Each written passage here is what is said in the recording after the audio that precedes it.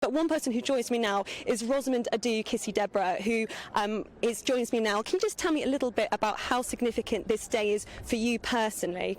Yes, it's an incredibly emotional day.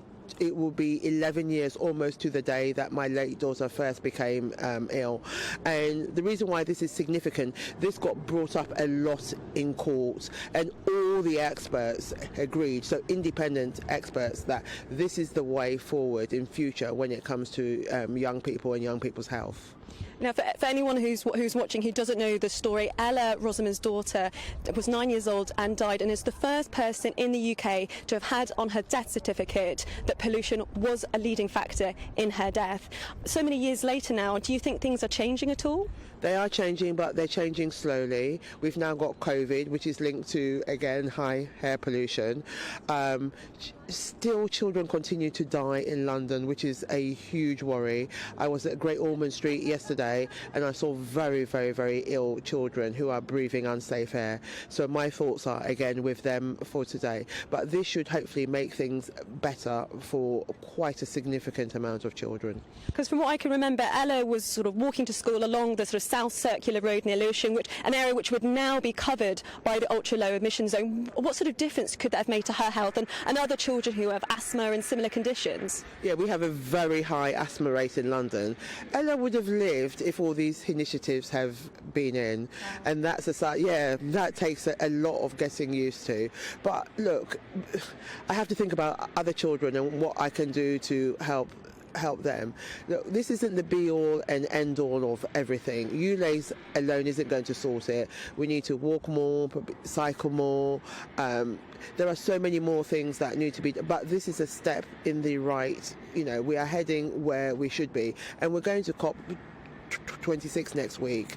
So this is a positive day. I think someone said to me, you're not jumping for joy, and I said it's really difficult when you've lost a child and it's so close to a major anniversary but I feel really positive and hopeful that the Mayor of London did read the coroner's report and is acting accordingly, and this will ultimately save lives. And I know for poorer Londoners, I will continue to ask again for the government to introduce a diesel scrappage scheme.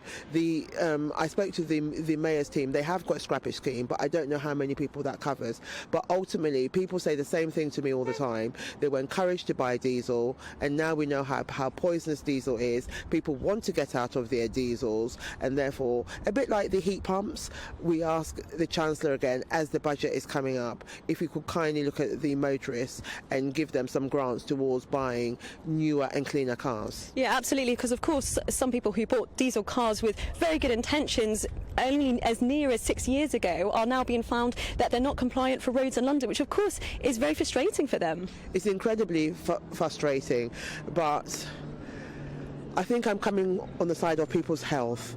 We know that air pollution is linked to so many things like cancer, strokes, and whenever there's a spike in air pollution, there's cardiac arrest and asthma attacks. So I'm really coming from a health point of view. But I do understand, especially with COVID as well, businesses, and I bear that in mind. I'm not coming to this blind. But again, that's why we are asking the government to support people who actually want to change. It's not that people are resisting. They just can't afford it, and we have been through a terrible 18 months, and my heart goes out to so many people.